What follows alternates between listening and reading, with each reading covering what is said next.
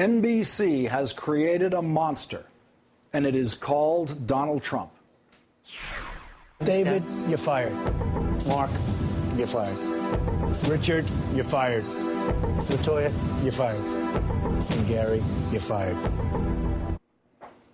Donald Trump brought his relentless campaign of hatred of President Barack Obama to New Hampshire today, where he was asked by a reporter why he has not announced he is running for president. Trump knows that when he announces he is not running for president, the news media will disappear from his doorstep.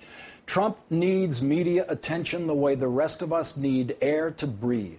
He will obviously say and do anything to get media attention. He always has and always will. Being the star of an NBC fake reality show is not enough attention for Donald Trump. But that's all he will be the day he announces he's not running for president. He will be forced to retake his place at the bottom of the celebrity pile with Snooki and The Situation. So what does Trump say today when faced with increasing reporters' impatience about why he has not announced that he is a candidate for president? He answered that question in New Hampshire. Here's the problem. I hate saying it because it sounds trivial, but I have a very, very successful show on television, the #1 show on NBC, a show that even the New York Times yesterday said is a very, very successful show. I have a show called Celebrity Apprentice. I cannot announce until that show is over. Just can't do it. I'd love to do it for you, but I can't do it. When the show is over, let me explain. When the show is over, and the finale will be on May 22nd. When the show is over, I will then be free to announce. I think you will be surprised at a number of things, but I think you will be surprised at what my announcement is. Well, he's right that it does sound trivial that an NBC fake reality show is the reason someone cannot announce a candidacy for president of the United States. It is also not true. Trump could have announced today that he's going to run for president, and NBC could continue to run his show without having to give equal time to other candidates for president. Because if Trump said today that he was going to run for president, he would not automatically become a legally qualified candidate until he filed the legally required candidacy papers. He could wait for weeks or months to file those papers after simply saying he's going to run for president. Only a legally qualified candidate can provoke equal time claims on a network. But candidates appearing on entertainment shows never provoke equal time claims. Saturday Night Live in this very building has candidates come on all the time without opposing candidates asking for equal time. Trump is now hiding behind NBC when asked the single most important question in front of him: are you going to run for president? And NBC is allowing him to hide behind NBC. As soon as Trump answered that question that way in New Hampshire today, hiding behind NBC, all of the political reporters covering that story in New Hampshire and Washington should have immediately called NBC. There are executives at NBC, both here in New York and in Burbank, who shall for this hour anyway remain nameless, who know whether Donald Trump is already committed to appearing on his fake reality show next season. If Donald Trump has committed to do that, he is obviously not running for president, and all of this, every bit of it, is as fake as Donald's fake reality show, where he pretends to fire some very sad people.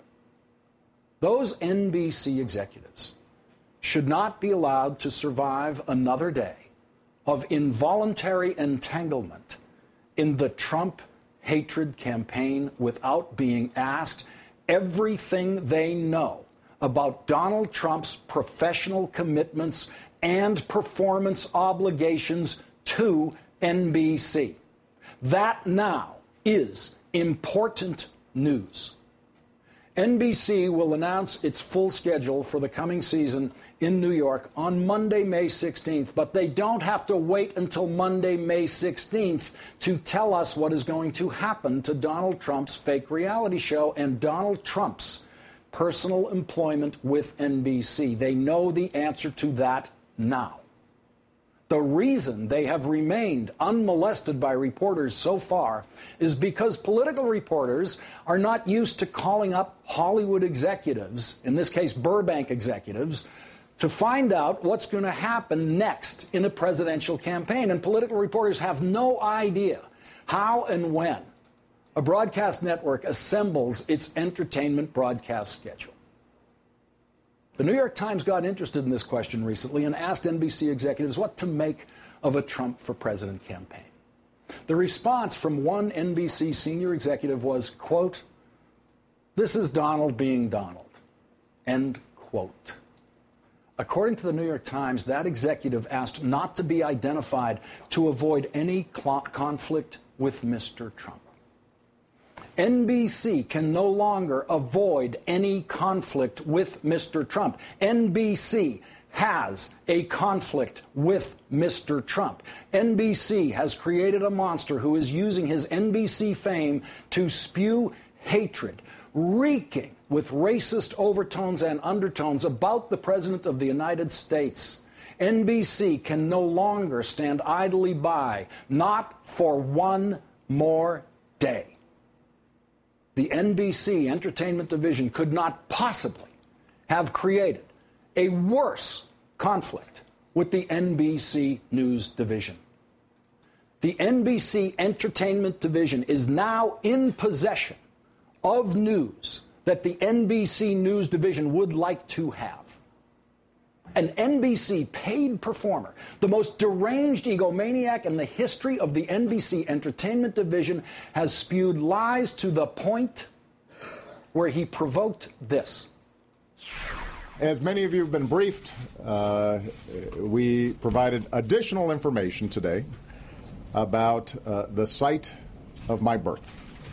Now, this issue has been going on for two and a half years now. I think it started during the campaign. And I have to say that over the last 2.5 years, I have watched with bemusement. I've been puzzled at the degree to which this thing just kept on going. We've had every official in Hawaii, Democrat and Republican, every news outlet that has investigated this, confirm that, yes, in fact, I was born in Hawaii, August 4th, 1961, in Kapiolani Hospital. NBC News was forced to break into NBC's scheduled programming to carry the president's news conference live. MSNBC was obviously ready to cover the president's news conference live. That's what we do here, as were other news networks. But we all had to cut away from live coverage of NBC's biggest embarrassment in history, talking to reporters in New Hampshire. In the president's brief appearance before the cameras today, he complained about how much the birth certificate story has distracted from Washington's and the media's ability to focus on the important issues of the day. He then said this. We're not going to be able to solve our problems if we get distracted by sideshows and carnival barkers. The carnival barker he's talking about is an NBC employee. That leaves NBC the following options. One, simply say what most of America is dying to hear and say it now. Donald Trump, you're fired. Two, order the NBC employee, the carnival barker in question, to shut up. Or three, and this is the easiest one for NBC to do. NBC has absolutely no excuse left for not doing this. Simply reveal everything that NBC knows about Donald Trump's commitments and plans for continued employment with NBC and reveal it tonight, immediately. It is now 12 minutes after 5 p.m. in Burbank, California, where the executives who know the truth are all still in their offices. So are the people who write their press releases. The ones who wrote the press releases that have already said 30 Rock is coming back for another season, that Community is coming back for another season, that Parks and Recreation is coming back for another season. They put out those press releases a month ago, and a month before that, they told us that The Biggest Loser is coming back for another season.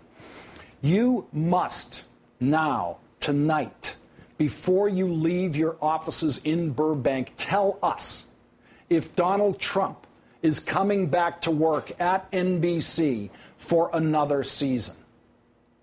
That is important news. Every hour of silence that ticks away with NBC entertainment executives in Burbank continuing to live in fear, as the New York Times put it, of any conflict with Mr. Trump, must, from this point forward, be counted as an hour in which those NBC entertainment executives will have become complicit in the ugliest campaign of the television age, a campaign in which a vulgar NBC performer has become the sleazy frontman of a campaign to legitimize hatred and racism. In his desperation today, Trump turned from attacking one man's birth certificate to actually trying to undermine the acceptance of the academic credentials of not just Barack Obama, but of African Americans generally. He says to America, in effect, how could this guy Obama get into better universities than I did? And he suggests something unfair happened there. He doesn't use the words affirmative action, not yet. In fact, he doesn't say anything about why he thinks Barack Obama did not deserve admission to Columbia University or Harvard Law School. What the racists hear when he says that, and what Donald Trump knows the racists hear when he says that, is, how did this black man get into those schools? He's trying to tell people that there was no legitimate way for Barack Obama to get into those schools. Donald Trump, who has needed a co-author to turn out every one of his books, has insisted that it was impossible for Barack Obama to write his own books. Why?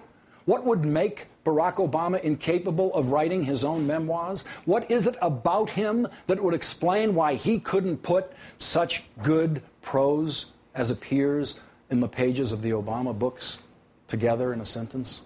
What is it Trump sees in Barack Obama that requires Trump to deny Barack Obama's intellectual achievement? And who else does he see that in? Should we now doubt Michelle Obama's qualifications for admission to Princeton? Trump complains that he has rich friends with rich kids who are smart, with good grades and SAT scores, and they can't get into Harvard.